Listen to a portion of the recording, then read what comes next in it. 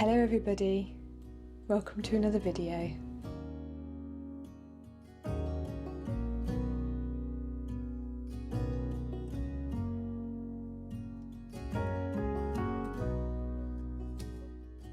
Today I thought we'd talk about slow decorating and what this is and why we've chosen to do this in our tiny home.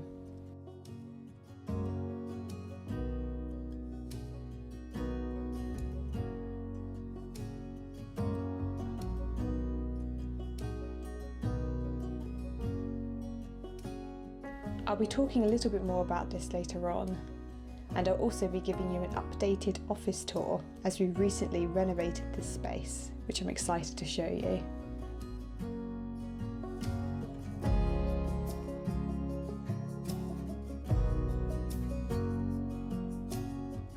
I thought I would open with showing some of my favourite corners of our tiny home and how we've chosen to simply decorate them using functional items in a way that brings us joy.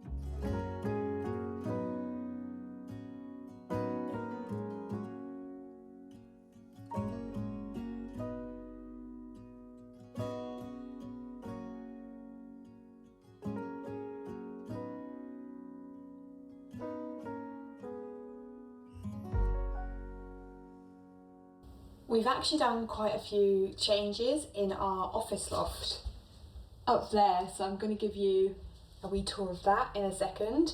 But before I do, I wanted to chat to you guys about slow decorating and why I'm so much of a fan of it and how we've done that in this tiny home. I think it can be really tempting when you move somewhere new to instantly want it to be furnished and make it your own, which is completely natural, and I definitely had those instincts when we were building this home. I think especially because this is the first home we've ever owned. I've always rented before this, and where I was living right before we built this home was actually a caravan, a big static caravan that I rented on a farm, which was fine, but it was very dated, it was pretty run down, you know, there wasn't really much I could do to make it feel like my own. I did enjoy it, I lived in it for a couple of years. But yeah, and then before that it's always been rented and quite strict about, you know, you can't put things on the walls, you can't paint, all this kind of stuff. So I was buzzing excited with the excitement at the thought of actually making somewhere our own, and completely our own, because we were building it from scratch. So, you know, that was fantastic. I remember the first day we got the trailer, we walked out like the different rooms and how big we thought they needed to be, and when we were doing it I was thinking like, what are we doing? the trailer looked so small. I was like, there is no way we're going to be able to live in this. But I knew it would be fine, really, because I did so much research on tiny homes, and you always have that feeling when you see the trailer, and then when you see what you can do with it, it's like, okay, it's possible. So yeah, I think I did have to hold myself back buying lots of like fun stuff, all the furnishing stuff, because we had to save money. That was a big part of it. You know, we wanted to be able to invest in good insulation, you know, clad it well, all the sort of really expensive things, which I talk about a little bit more in my tiny home FAQ video. If you haven't seen that, I'll link that down below, because that goes into how much this will cost us, etc. But I did live with a few things. I did have to buy, I did choose to buy a few things that weren't completely necessary, but I just really wanted to purchase. Some of that was like my dishware, like I changed that up to be a bit more cohesive with my style, I suppose. And I even bought like new towels and things like that, although it shows you that I should have waited, because I actually bought a new shower mat and now we have a wet room, so absolutely no need for a shower mat. So there was definitely some errors in there. There was definitely, you know, me wanting to rush. And I think also because I was sharing some of this online, I was sharing the progress on my Instagram. I have a highlight actually on my Instagram about the build, so if you want to check that out, then go follow me there. I just wanted it to be done, and it took a while for me to decide, okay, slow down, it doesn't need to be finished straight away. It's still not finished. It may never be finished completely, because we are the kind of people that like projects and like to shake things up, and there's so much more we want to do with the space. But you know, we got it to a point where we could live in it, albeit in my partner's mum's garden. We could live in it, it's livable for now. And then since then, we've just been sort of chipping away at a few jobs. We've had the time, we've had the money, you know, obviously we spent a lot of money on the actual build, so we've had to sort of wait and save up for a few bits and bobs.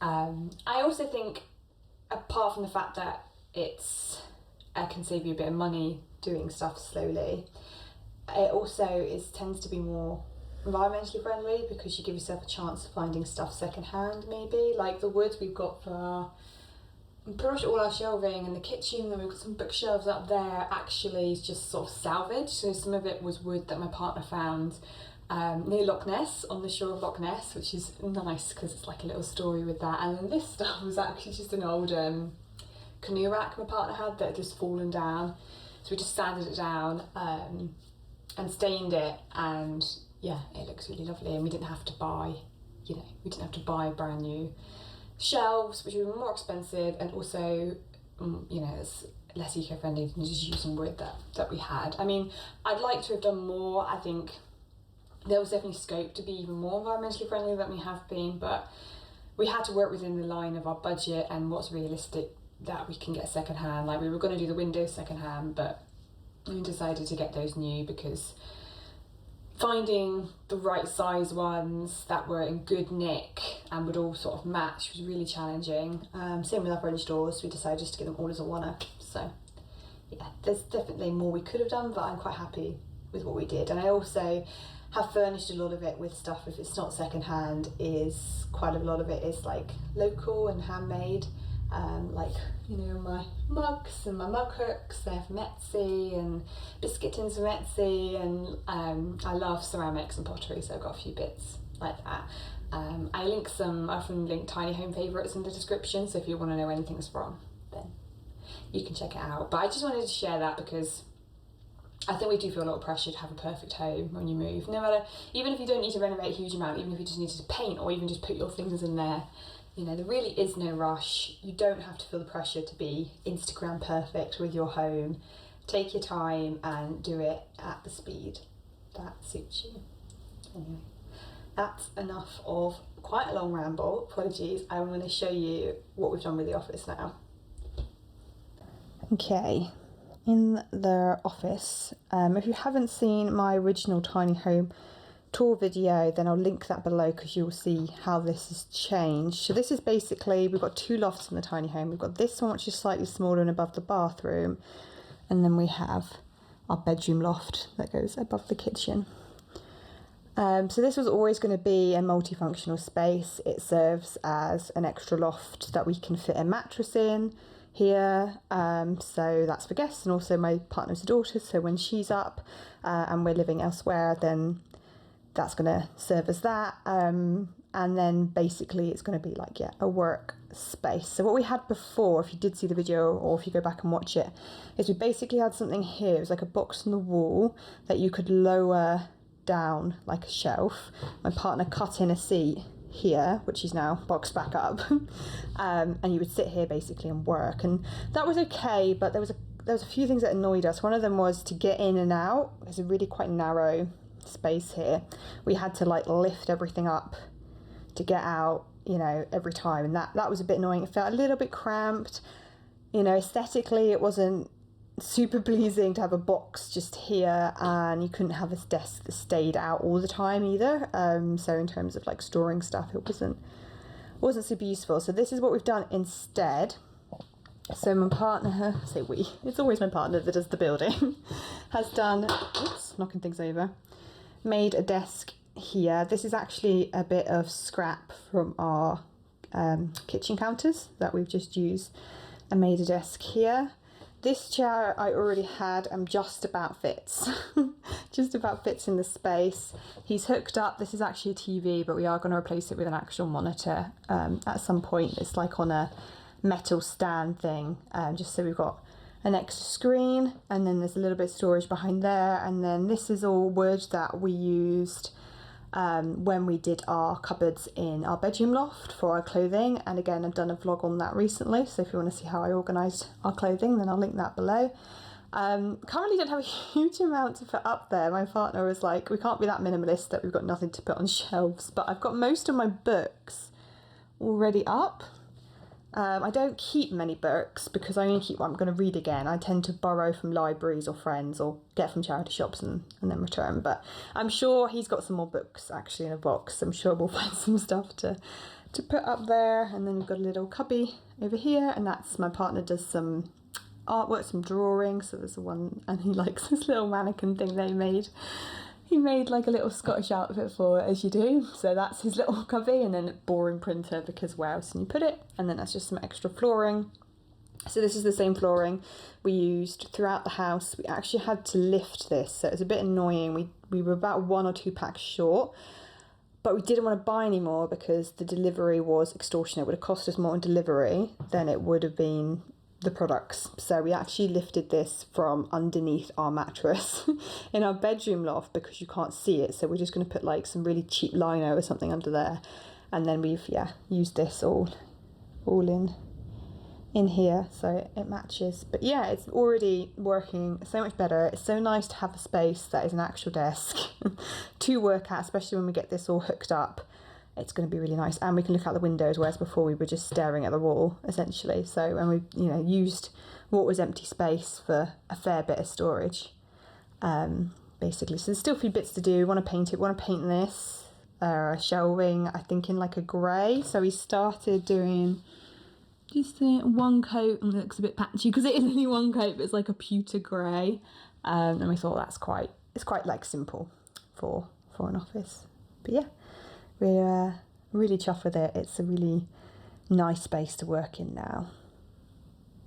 So I think I'm going to leave this vlog here.